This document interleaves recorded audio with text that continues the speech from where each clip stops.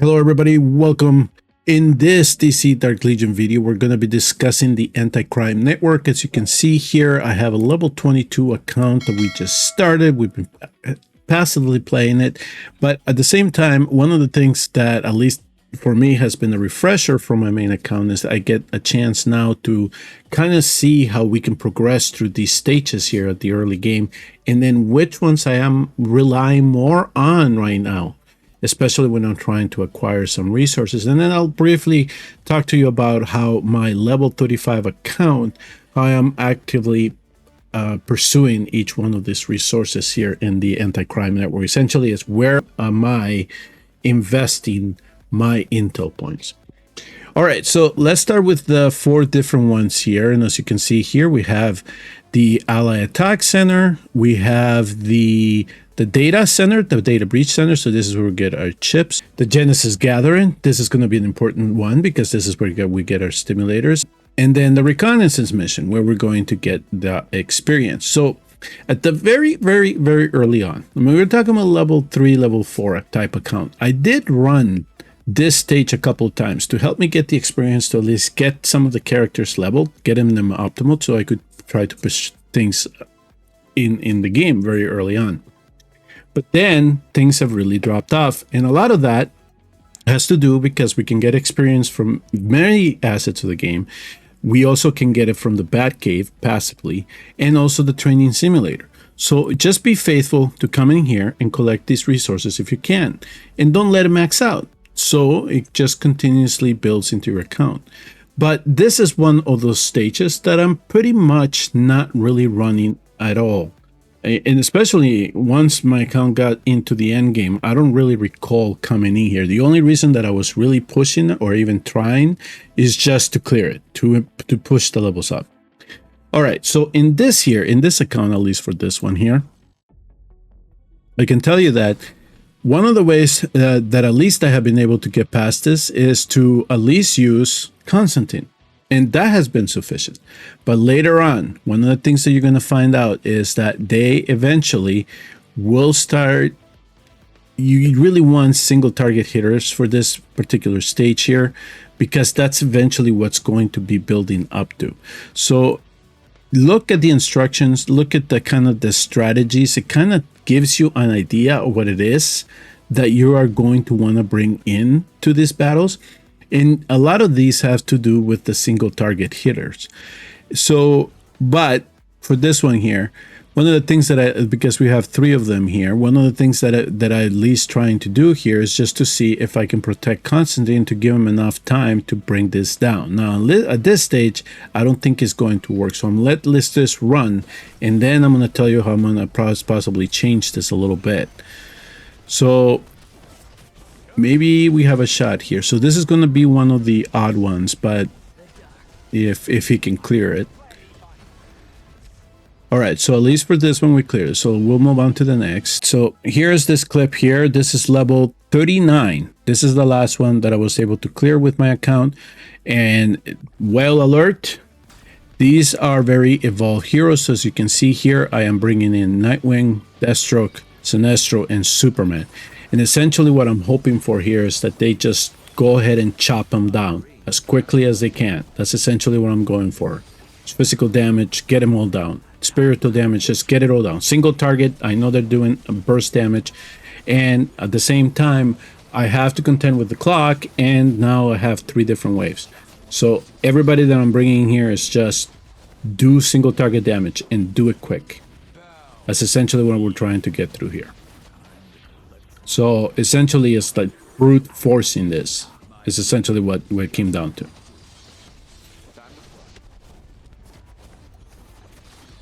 So eventually some of the heroes do pull out, but then again, I'm just trying to get to the 3 waves and the clock. There we go. So that's exactly how we kind of clear this stuff here in terms of trying to make sure that things do play out for this particular stage here in the Reconnaissance Mission. So that's how you can clear that if you want to progress it. But again, it's not one that I run very frequently. This one I do. The stimulator one, you're going to want to pump some intel points here, especially if you're trying to get to that caps to get all your 5 heroes leveled up, move them on. But at the same time, especially early on, you may not need to run this as often because you are going to have the training simulator. Now, for my main account, I am stuck. There is only a certain level that I can push. But at least in this one, I know that as I level up my heroes, that I'm going to keep progressing through this, and so I am going to get stimulators and experience. So it kind of relieves the pressure from having to do this particular stage a lot at the very early onset, through then leveling your account to level 35 of the war room. In the end game though, yes, you're going to need a lot of stimulators to go past 580 and keep leveling your heroes as you go on to the 620s and the 630s, depending on how many Gotham battles you have cleared in your server. But in this one here, essentially what's going to come down to is that we're going to need AoE heroes that can do a lot of damage and can do it to multiple units at the same time, because not only do we have waves to contend with, so in this one here I have 2 waves. Later on, as you keep moving up the ladder, you'll get to 3 waves, and then you're really going to have a tall task ahead of you to try to get most of that just cleared out before time gives out. This little minions here, this goblins, this aliens, however you want to call it, they split. And then of course in the split, they're just taking more time out of you. So as you can see here, at least in the last time that I tried this, is that I brought in the AoE damage dealers that I have here, at least accessible to me right now in this account. So we have Harley Quinn, could be 1 here, and then I am putting kind of together here with Constantine the 3 crew just to leak dark, because I do want to boost Constantine, and that's why I have this pairing here. And then of course then I have Green Arrow, because he does hit multiple units. We have here Red Hood as well, so that's somebody that I can probably use. But at this time here, let me run this just to give you all kind of the example as to how I try to tackle this, because in a way, yes, we're going to use bait here to give me some shields for survivability, but I do want to make sure that I give Constantine, Green Arrow here in Harley Quinn some protection to try to clear all of this. So I have leveled my heroes since the last time that I tried this, so it might look easy. But that's basically the general idea that I have, and at least with the roster that I have, to try to clear some of this out. So let's do this one. Let's see if we can clear it. And if not, we're just either going to get timed out or we're going to die. One of the 2 things will happen, right? So then again, there is Harley Quinn trying to take care of multiple units at the same time. And then Constantine from the back.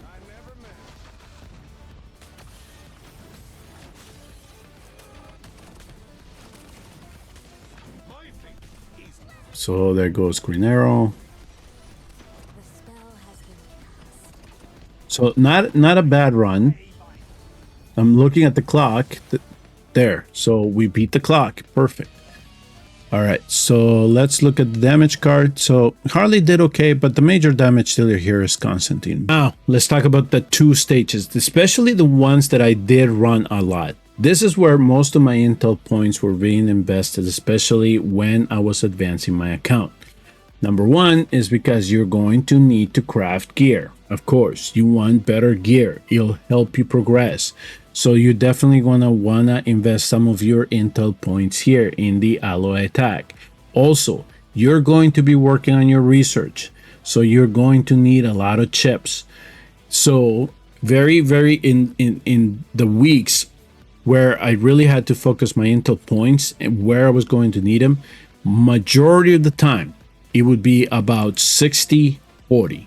And I would just focus on these 2 here, because I would have already enough stimulators from the passively getting them, or possibly I did a couple runs in between before the Supreme Commander Day that allows me to use the intel points. But And then the experience, same thing, passively, just accruing it somewhere else. I had enough for me to be able to level up the heroes. The only times that were really coming here is when I needed that particular resource. And right now in my end game account, the level 35 account, this is the primary resource that I'm chasing right now, because I am done with my research. So I don't have to do this very often. But in this account, in this level 22 account that I'm progressing, very, very seldom do I come and get stimulators. It's primarily chips and alloy, because I do want to start accumulating some alloy to at least craft some gear so I can progress through the game. But as I start getting to the stages where I am going to be able to get mythic gear, I want to make sure that I'm stacked with alloy so I can get as much of that as I can, and then also have enough chips for me to be able to level up my research. Now, why is the chips going to be integral? Because if you scan and always look beyond from where you are in your research. So here, this one here is going to cost me 2.7 million. Okay, so I have to be ready for that if I want to advance past this point, because eventually you will get to a stage where you have already leveled up everything above points like this. And if you keep looking down, you're going to notice how these scales up, and eventually you're going to need a lot more chips in order for you to be leveled to level these guys up. Eventually you're going to get into ones that are 11 million, 14 million. So it will take a lot. So you're going to have to make sure that you have the chips necessary eventually to level those big ones here in your technology, in your research. So that is why primarily I focus 60-40 in an account that I'm leveling up. All right. So let's talk about this one here. So this one is the one where you are going to want spiritual damage dealers. These enemies here have high physical damage thresholds, so it's really hard to get past them, and a lot of this has to do with the shields. Now this stage here, for this account, I wonder if I'm going to be able to pass it on this one, but you can see here that this is a pure JLD comp, because the major damage dealer here is going to be Constantine, because I know that they're going to get the shields. So let me just run it and see if we can get past it this time. But the whole idea here is that because of the shields, this particular set of enemies are going to be really resistant to physical damage. So this is not stages where you want to bring in Superman, for example. Yeah, you want Constantine, you want Black Adam, you want Sinestro, you want oh no, see, he fell off. So we almost got it, but he fell off. You want magic damage dealers here. All right, so the free-to-play account is not going to allow me to give you a perfect example for the data breach, but I do have this clip here that I collected on my main account on the last clear, so stage 39. So again, here is going to be, these are going to be enemies that have high resistance. So again, I am using spiritual damage dealers here. So for this example here, I'm kind of keeping the JLD, the Justice League Dark idea in mind here, and then I'm going to bring in Sinestro. So this here hopefully is going to allow me to get things along. So again, the shields pop up, so we're going to try to get rid of them. I'm using Queen Hippolyta to just protect me for the run, not really bringing healers. If there's any healing going on here, is because of the legacy piece that Satana has on her. So here we go. At least they're eating through the shields, and this is what we want. And also we have to do it within the time frame too, right? So there we go. That was the last clear there. And then briefly here with the alloy attack. Okay, so this one here is all about sustainability and survivability. It's essentially what comes down to. So heroes that I do bring into this to try to rely on, especially later on, was gonna be Queen Hippolyta. That was one of the heroes that I did use for that. The other one, though, at least for this year, are going to be either tanks, right? Defenders that really have damage reduction potential, or healers, and healers that can stay up for a while here. So this is exactly the kind of setup that I would advise that you try to use here, especially as you start leveling your account up. In the early levels, you could kind of get away with bringing in damage dealers, but then eventually it's just going to cap out for you. You're not going to be able to kill these enemies. You're going to have to just try to make sure that you are able to survive here. So for this account here, these are kind of the healers that I'm relying on and that I'm trying to play with. And then I'm also having here Wonder Woman, so she can provide a little bit of CC, slow things down, and Dr. Fate because he has the shields. Now, I'm not sure if we're going to do well. I did level heroes here recently, so maybe the current level allows them to sustain this a little bit longer. But essentially, it's just, you're just trying to absorb the damage. You're just trying to make sure you stay alive for all of this. Heroes that you think are going to be able to just hold up for that particular stage that you're battling. So here, unfortunately, Dr. Fate's about to fall. Maybe he gets a little bit of healing before he does. And then after that, it's just going to be about the healers just trying to sustain as long as possible. But that's exactly what you're going to want to go for. For this one here, you do want the time to run out, okay? That's exactly what you're going for. You want the time to go off. As you can see, Dr. Fate did take a lot of damage, and most of the healing here came from Poison Ivy. But that's exactly kind of what you want to do when it comes to the alloy attack, and try to progress your account and advance this as much as you can. That is how I would go about addressing the anti-crime network.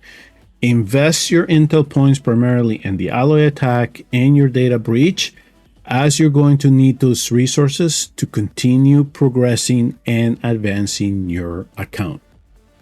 Thank you all very much for tuning in and watching. If you found the content helpful, please hit like and subscribe on your way out, and I will see you all in the next DC Dark Legion video.